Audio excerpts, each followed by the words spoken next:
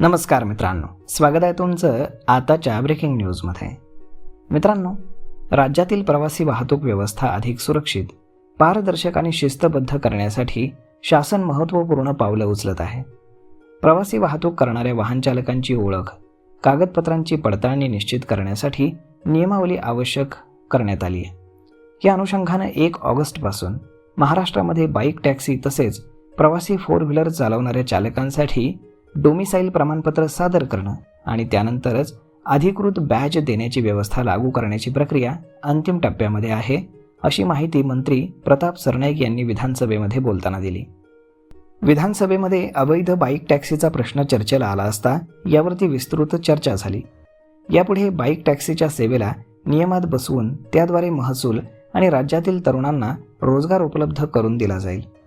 मुंबई आणि महानगर क्षेत्रामध्ये बाईक टॅक्सीचा प्रश्न गंभीर बनला असून यामुळे शासनाला 1 रुपयाचाही महसूल मिळत नसल्याचं परिवहन मंत्री प्रताप सरनाईक यांनी म्हटलंय. या निर्णयामुळे प्रवासी वाहन चालकांची अधिकृत नोंद, ओळख, पडताळणी अधिक प्रभावी होईल. सुरक्षित, विश्वासार्ह आणि नियमबद्ध सार्वजनिक वाहतूक व्यवस्था निर्माण करण्यासाठी शासन कटिबद्ध आहे. अध्यक्षांनी दिलेल्या पत्राची गंभीर दखल घेण्यात आलेली आहे.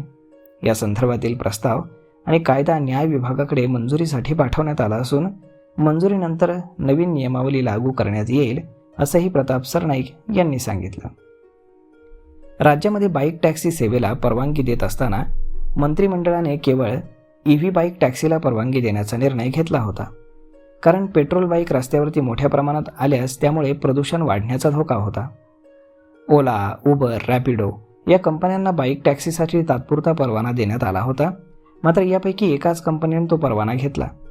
काही कालावधीनंतर आमच्या लक्षात आलं की या कंपन्यांनी सरसकट पेट्रोल आधारित बाईक टॅक्सी रस्त्यावरती आणल्या होत्या. यानंतर RTOने अशा बाईक्सवरती कारवाई केली, असं प्रताप सरनाईक यांनी सांगितलं. मुंबई आणि महानगर क्षेत्रामध्ये 4 ते 4.5 लाख अवैध बाईक टॅक्सी रस्त्यावरती धावत आहेत. शासनाला 1 रुपयाचाही महसूल या माध्यमातून मिळत नव्हता. त्यामुळे मुख्यमंत्र्यांनी याबाबत बैठक घेतली आणि त्यात काही निर्णय घेण्यात आले. महाराष्ट्रातील तरुण तरुणींना रोजगार मिळावा यासाठी बाईक टॅक्सीच्या नियमामध्ये बदल करण्यात आले. यापुढे बाईक टॅक्सी चालवायची असेल तर प्रतिदिन 5 रुपये शासनाला द्यावे लागणार आहेत. तसेच प्रत्येक राईडमागे 2% रक्कम ही कापली जाईल, जी कल्याणकारी योजनांसाठी वापरली जाईल, असंही त्यांनी सांगितलं. दरम्यान जे लोक बेकायदेशीरपणे बाईक टॅक्सी चालवत आहेत त्यांना देखील चाप लावला जाणार आहे. यापुढे डोमिसाईल प्रमाणपत्र असलेल्यांनाच बाईक टॅक्सी चालवण्याची परवानगी देण्यात येईल. यामुळे अवैध वाहतुकीला लगाम लागेल, तसेच शासनालाही महसूल मिळेल, असं ते म्हणाले.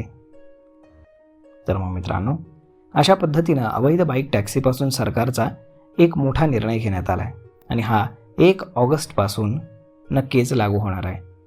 तर मग मित्रांनो, अशा पद्धतीने जर तुम्ही बाईक टॅक्सी चालवत असाल तर ही बातमी तुमच्यासाठी अत्यंत उपयोगाची आहे.